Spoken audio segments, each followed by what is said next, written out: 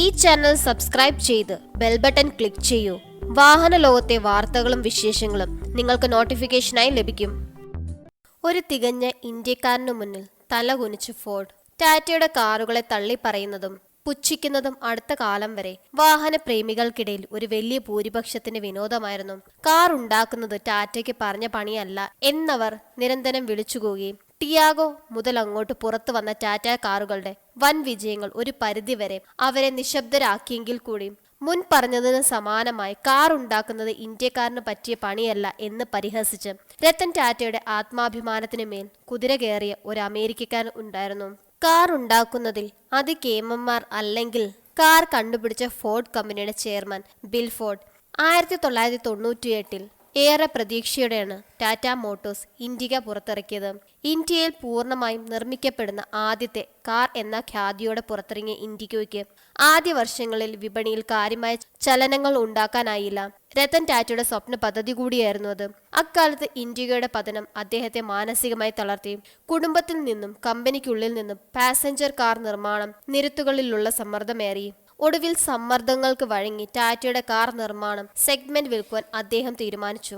താൽപര്യം പ്രകടിപ്പിച്ച ഫോർഡ് മുന്നോട്ട് വരികയും കൈമാറ്റത്തിന്റെ അവസാന ഘട്ടം വരെ എത്തുകയും ചെയ്തു. അതിന്റെ ഭാഗമായി അമേരിക്കയിലെ മിഷിഗണിലുള്ള ഫോർഡ് ആസ്ഥാനത്ത് രത്തൻ ടാറ്റയുടെ നേതൃത്വത്തിൽ ടാറ്റ ഉദ്യോഗസ്ഥരും ഫോർഡ് ചെയർമാനായ ബിൽ ഫോർഡും തമ്മിൽ നടന്ന ചർച്ചകൾക്കൊടുവിൽ സംഭവിച്ചത് പക്ഷേ മറിച്ചായിരുന്നു. രത്തൻ ടാറ്റ റിവേഴ്സ് ഗിയറിൽ ഇന്ത്യയിലേക്ക് മടങ്ങിപ്പോന്നു. ടാറ്റ ഉദ്യോഗസ്ഥരോട് പരിഹാസ രൂപേണ ബിൽ ഫോർഡ് നടത്തിയ പ്രസ്താവന രത്തൻ ടാറ്റയെ വേദനിപ്പിക്കുകയും ആ കച്ചവടത്തിൽ നിന്ന് പിന്മാറുവാൻ അദ്ദേഹത്തെ പ്രേരിപ്പിക്കുകയും ചെയ്തു.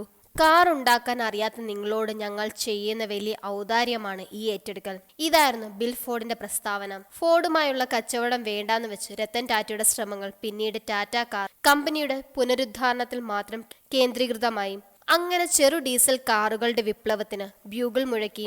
ഇൻഡിക്കയുടെ കുറ്റമറ്റ രണ്ടാം പതിപ്പ് V12 പുറത്തിറങ്ങി. ടാക്സി സെഗ്മെന്റിൽ അംബാസിഡറിനെ മലർത്തിയടിച്ച് സാധാരണക്കാരന്റെ മനസ്സിലേക്ക് ചുരുങ്ങിയ കാലം കൊണ്ട് ഇൻഡിക ഇരമിക്കേറി. 2014 അവസാന ഇൻഡിക വിൽപ്പനയ്ക്കിറങ്ങുമ്പോൾ ഇന്ത്യൻ നിരത്തുകളിൽ അവശേഷിച്ചത് 10 ലക്ഷം ഇൻഡിക കാറുകളാണ്.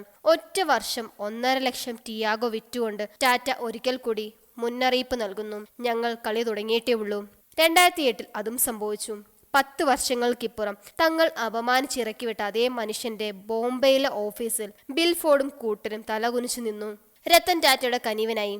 കടുത്ത സാമ്പത്തിക പ്രതിസന്ധിയെ തുടർന്ന് പാപ്പരായ ഫോർഡ് തങ്ങളുടെ ലക്ഷറി ബ്രാൻഡുകളായ ജാഗാറും ലാൻഡ് റോവറും വിൽക്കാൻ തീരുമാനിച്ചപ്പോൾ ഏറ്റവും മികച്ച ഓഫറുമായി മുന്നോട്ട് ചെന്നത് ടാറ്റ മോട്ടോഴ്സ് ആണ്. ആ കച്ചവടം ഉറപ്പിക്കുന്നതിനൊപ്പം ചരിത്രം കാത്തുവെച്ച പകരം വീട്ടൽ ഏറ്റുവാങ്ങാൻ കൂടിയാണ് ബിൽ ഫോർഡ് ടാറ്റ ആസ്ഥാനത്തേക്ക് കാത്തുനിന്നത്. നിങ്ങളുടെ ഈ സഹായം ഞങ്ങളുടെ നിലനിൽപ്പിനെയാണ് കാത്തുരക്ഷിച്ചത്. നിങ്ങളോട് ഞാൻ അങ്ങേറ്റം കടപ്പെട്ടിരിക്കുന്നു. ബിൽ ഫോർഡിന്റെ വാക്കുകൾ. നൂറ്റാണ്ടിലെ ഏറ്റവും മികച്ച വളർച്ചാ നിരക്ക് നേടി GLR ഇന്ന് ഫോർഡിനേക്കാൾ വളർന്നു. ഒപ്പം ടാറ്റ മോട്ടോഴ്സും.